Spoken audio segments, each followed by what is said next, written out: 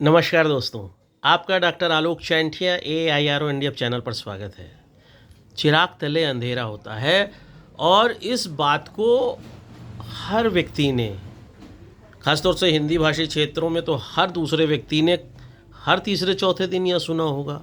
अपनी किसी समस्या में, किसी संघर्ष में, अपनी किसी न्याय की लड़ाई में, सदाचार की लड़ाई में यह बात ज़रूर सुनी होगी, चिराग तले अंधेरा होता है। और उसका एक सामान्य सा अर्थ भी बता दिया जाता है कि चिराग चाहे जितनी रोशनी करे उसके नीचे कभी उजाला नहीं होता है। लेकिन क्या यह अर्थ बिल्कुल सही है?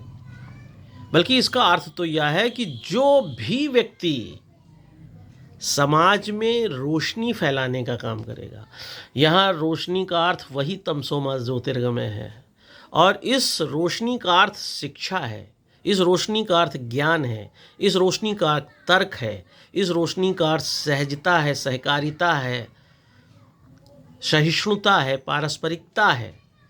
तो जब भी कोई भी व्यक्ति ऐसा जो होगा जो यह सारे प्रयास कर रहा हो, यानी रोशनी फैलाने का प्रयास कर रहा हो, तो उसे सदैव इस बात के लिए तैयार रहना चाहिए कि उसके हिस्से में निश्चित रूप से अंधकार आएगा।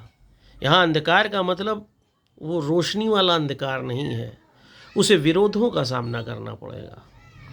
उसका साथ अपने ही नहीं देंगे, वह लाख कोशिश करेगा तो भी वह स्वयं वह जीवन नहीं जी पाएगा जो सामान्य अर्थ में समाज और संस्कृति की परिभाषा में होता है।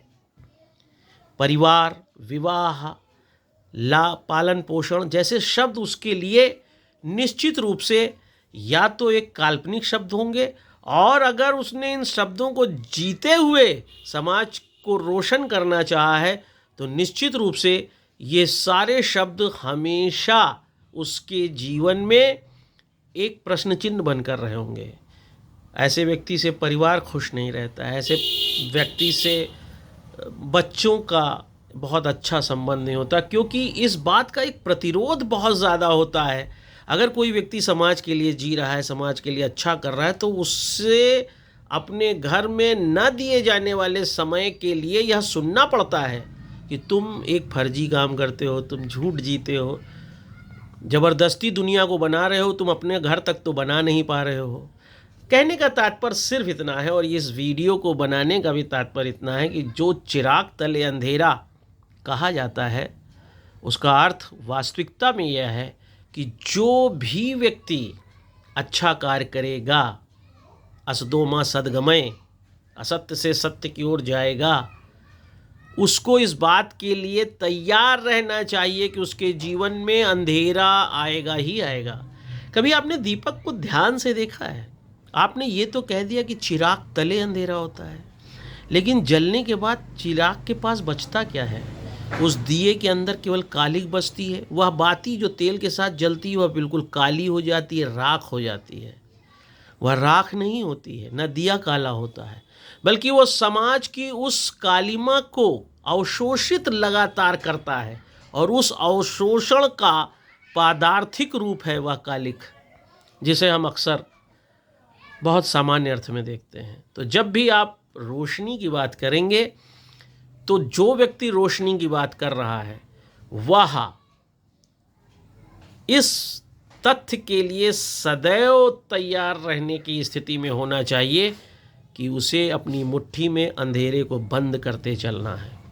और यही कारण है कि अच्छे कार्य करने वाले लोग ज़्यादातर वह भौतिक सुख का जीवन नहीं जी पाते हैं जिसकी आकांक्षा मानव जीवन अपनी इच्छाओं के दायरे में करती है।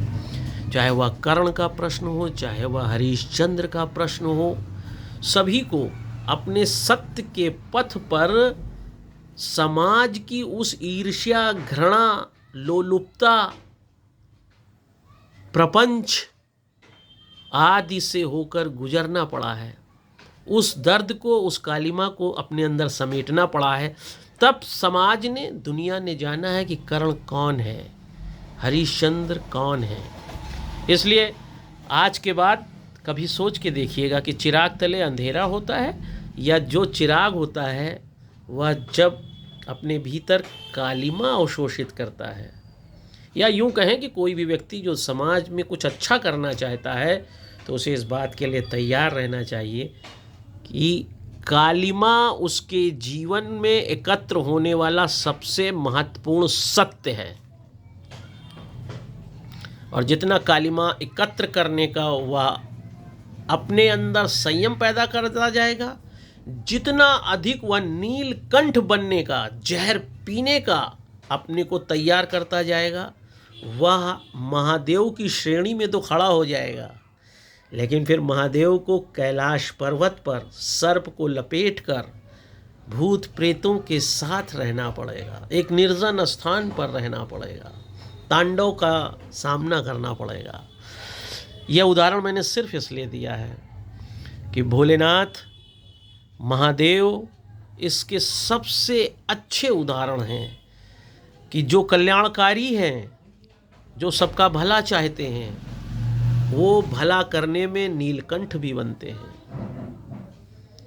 और अपने अंदर जहर को रोककर समस्त समाज का, दुनिया का कल्याण करते हैं। तो अगर आप समाज के कल्याण की ओर बढ़ रहे हैं तो जहर, नीलकंठ बनना आपके जीवन की अभिव्यक्ति का सबसे बड़ा सार होगा।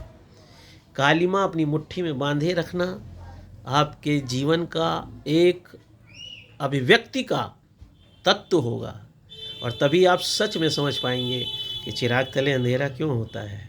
अगर ये बात आपको समझ में आती है तो अखिल भारतीय अधिकार संगठन के इस प्रयास को दूर तक ले जाइए ताकि मैं आलोक चांटिया फिर और बार बार आपको एक नए दृष्टिकोण के साथ कुछ अपनी बातें सुनाता रहूं। नमस्कार।